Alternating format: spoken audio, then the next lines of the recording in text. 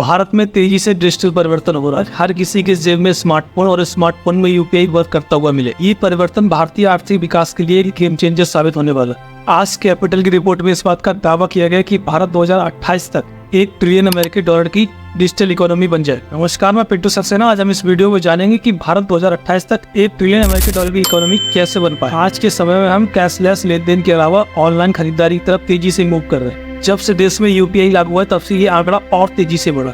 हर हाथ में स्मार्टफोन और स्मार्टफोन में तेजी से दौड़ता 4G 5G इंटरनेट ने डिजिटल क्षेत्र में क्रांति ला दी। सब बातों का जिक्र आज कैपिटल की हालिया रिपोर्ट में किया गया। रिपोर्ट में कहा गया है कि इंटरनेट तक बढ़ती लोगों की पहुंच, सस्ती होती 4G 5G सेवाएं, सरकार की पहल से 2028 तक भारत $1 ट्रिलियन की डिजिटल इकोनॉमी बनने के लिए तैयार, क्योंकि डिजिटल पेमेंट के मामले में भारत दुनिया के लिए एक मिसाल बन चुका है। अपने यूपीआई सिस्टम की बदौलत भारत आने वाले कुछ सालों में यानी 2028 तक इस मुकाम तक पहुंचने वाला। भारत का यूपीआई सिस्टम इतना सरल हो चुका है कि छोटे छोटे बच्चों से लेकर कम पढ़े लिखे लोग भी इसका तेजी से इस्तेमाल कर। रिपोर्ट में भारतीय अर्थव्यवस्था के डिजिटलीकरण के साथ स्मार्टफोन के बढ़ते प्रयोग के कारण कैशलेस पेमेंट्स और ऑनलाइन परचेजिंग को बढ़ावा मिला है। भारतीय अंतर्राष्ट्रीय आर्थिक संबंध अनुसंधान परिषद के मुताबिक डिजिटल कौशल पर भारत का स्कोर जापान, यूके और जर्मनी से भी आगे निकल गए। ये सब डिजिटल तकनीकी के विकास का परिणाम बताया जा रहा है। लोगों ने भी डिजिटल पेमेंट्स की तकनीक को समय के साथ अपना लिया। प्रधानमंत्री जन धन योजना और प्रत्यक्ष लाभ अंतरण योजना यानी डीबीटी जैसी सरकारी पहल से इसमें डिजिटल रिच और वित्तीय समावेशन को बढ़ाने में मदद मिली। स्मार्टफोन की बढ़ती तकनीक और तेज होती इंटरनेट की स्पीड वित्तीय समावेशन को और स्ट्रॉन्ग करेगी।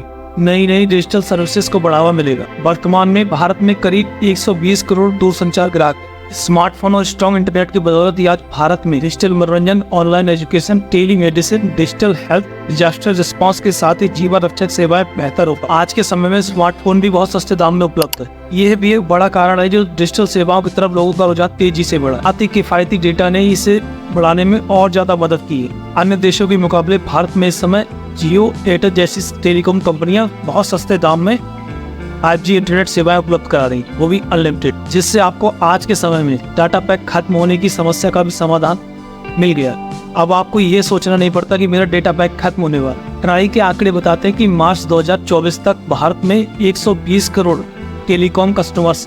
वही मार्च 2023 में इंटरनेट यूजर्स की संख्या 88.1 करोड़ थी, जो मार्च 2024 आते आते 95.4 करोड़ तक पहुंच गए। ट्राई का आंकड़ा तो ये बताता है कि इनमें से आधे ग्राहक तो ग्रामीण क्षेत्रों से।